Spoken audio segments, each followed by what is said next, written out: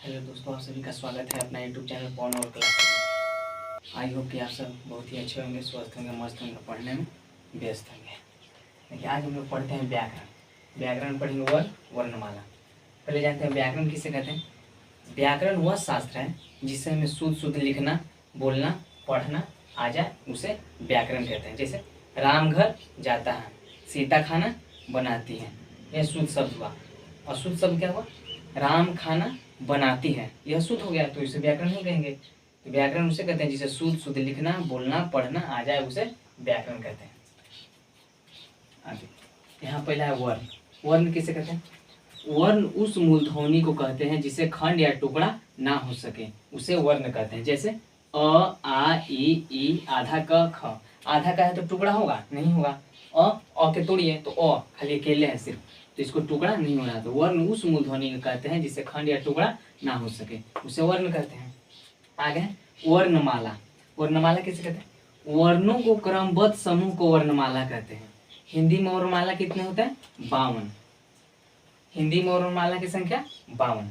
आगे देखिए अ, आ, ई, उ, री, ए, ऐ, ओ, औ। ये क्या हो गया? ये स्वर वर्ण हो गया। हिंदी में वर्ण 52 होते हैं। स्वर वर्ण की संख्या 11। स्वर वर्ण की संख्या 11। अनुस्वर अब विसर्ग, तो अनुस्वर कौन हो जाएगा? अन। अब विसर्ग अ। आगे देखिए क, ख, ग, घ, अंग, च, छ, ज, झ, ट, ठ, ड, ढ, न, त, थ, द, न, प, फ, म। यह स्पर्श व्यंजन हो गया। स्पर्श व्यंजन की संख्या 25। आगे देखिए य, र, ल, व, ये क्या हो गया? अंतस्थ व्यंजन। अंतस्थ व्यंजन की संख्या 4। तलावी से व्यंजन से दंती सह। उस व्यंजन की संख्या 4।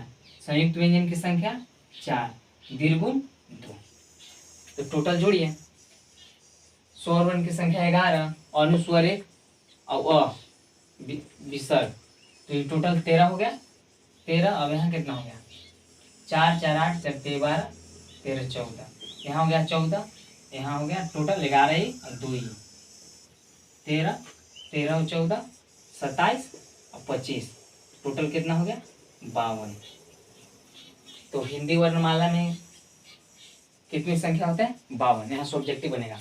स्पर्श व्यंजन की संख्या 25, स्वर वर्ण की संख्या 11, अनुस्वर अन, विसर्ग अ, अंतस्थ व्यंजन की संख्या 4, उस व्यंजन की संख्या 4, संयुक्त व्यंजन की संख्या 4, दीर्घुण 2।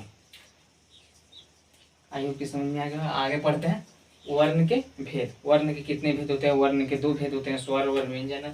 इतना लिखिए, आगे हम लोग इरेज करके अब आगे पढ़ते हैं वर्ण के भेद। वर्ण के 2 भेद होते हैं। वर्ण के कितने हैं? 2। पहला स्वर वर्ण, दूसरा व्यंजन वर्ण। स्वर वर्ण किसे कहते हैं? जिसका उच्चारण स्वतः होता है उसे स्वर वर्ण कहते हैं।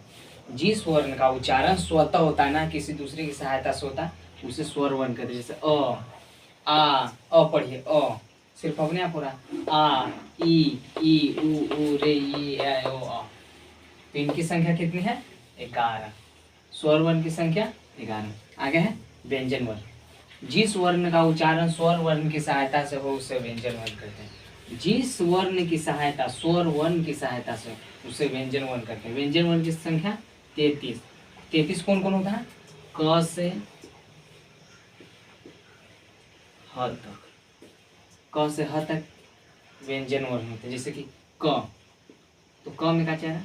आधा क प्लस साथ ही आ रहा है, क के साथ अ आ रहा है, तो क का उच्चारण स्वर वर्ण की सहायता से हो रहा है, तो उसे व्यंजन वर्ण कहते हैं। ख के साथ अ, तो स्वर वर्ण की सहायता से आ रहा है, तो जिस वर्ण का उच्चारण स्वर वर्ण की सहायता से उसे व्यंजन वर्ण कहते हैं।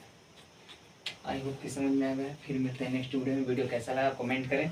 आगे फिर अगला वीडियो में आएगा शब्द किसे कहते हैं, पद किसे कहते हैं, शब्द के कितने आधार पर बांटा गया है।